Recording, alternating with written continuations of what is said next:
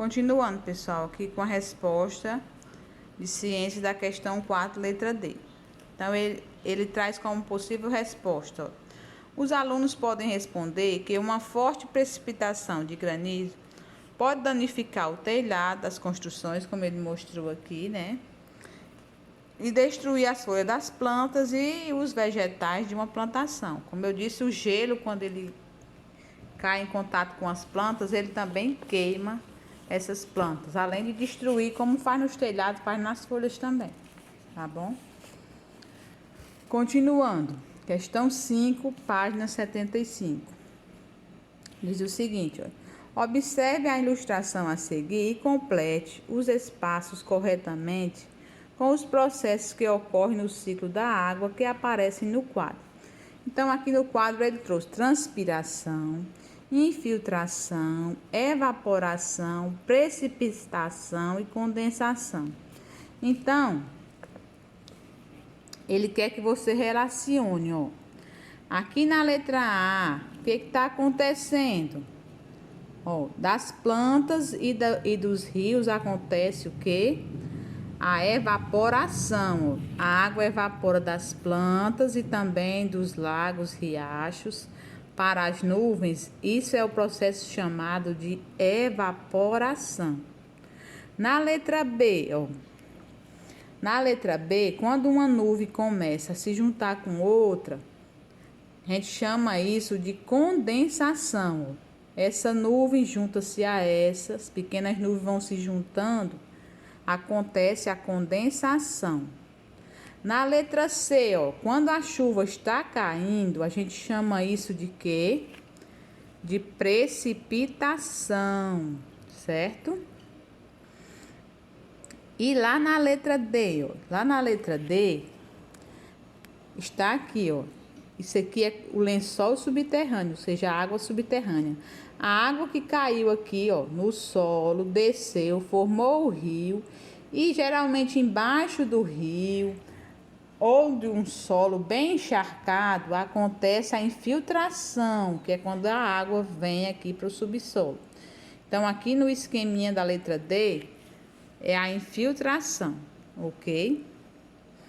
Aí, lá na letra E, aqui na letra E, começa tudo de novo, ou seja, a transpiração, tá certo? Ou seja, a água dos rios começam a transpirar e aqui ela vai começar a subir e evaporar para as nuvens novamente. Então, esse esqueminha aqui ficaria, ó, na letra A, evaporação. Na B, condensação. Na C, precipitação. Letra D, infiltração e E, transpiração. Então, eu sugiro que vocês entendam direitinho, procurem entender esse esqueminha, porque, ó, ele tem cheio de prova, certo? Se eu fosse fazer uma prova escrita para vocês, provavelmente eu usaria uma questãozinha parecida com essa. Então, essa questão tem cheio de prova. Eu dizia muito meus alunos ano passado, cheio de prova. Então, eles já colocavam assim, prova do lado que era para estudar. Uma diquinha da tia Lenilce, viu? Continuando. Explica a importância da luz solar, do vento e das plantas no ciclo hidrológico. Então, aqui ele trouxe uma sugestão de resposta. A luz solar e o vento auxiliam na evaporação da água dos rios, lagos e oceanos. E as plantas lançam vapor de água na atmosfera pela transpiração. Então, isso é a importância, né?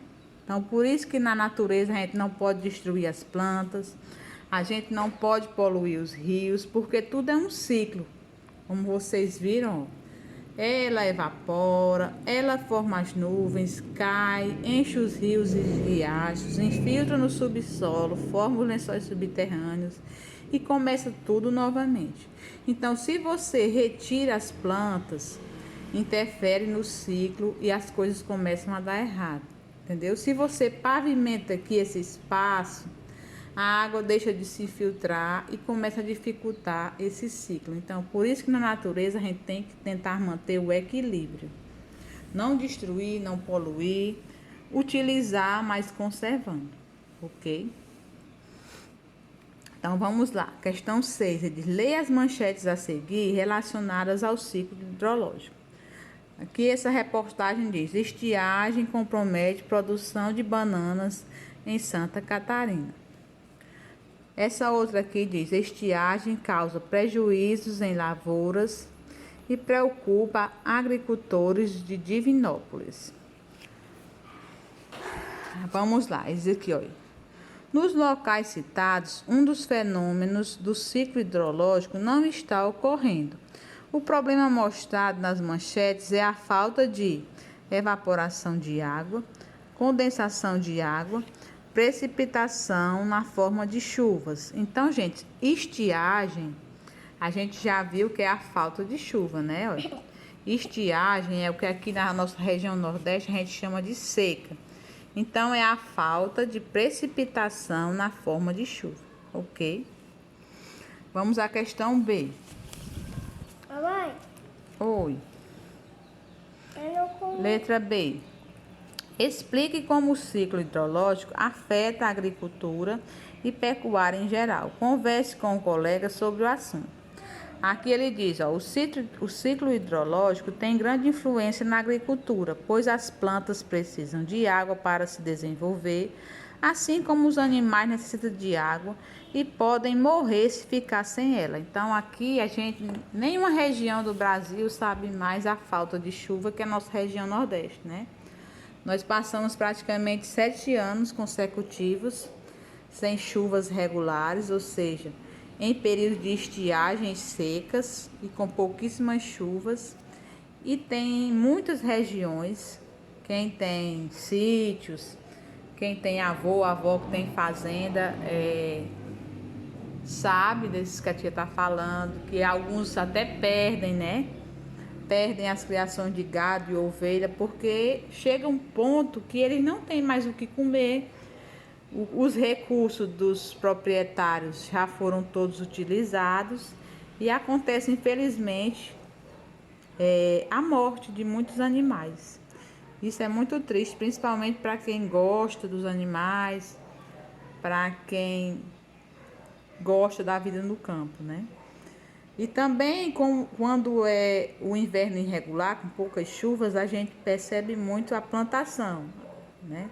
O pequeno agricultor planta seu feijão, seu milho e vê perder porque numa certa época faltou a chuva. Às vezes vem demais, encharca o solo, num período que deveria acontecer, não acontece e vem a perda de uma plantação inteira. Então, essa é a correção da atividade de hoje de ciência. Eu espero ter contribuído aí com a aprendizagem de vocês. Um abraço.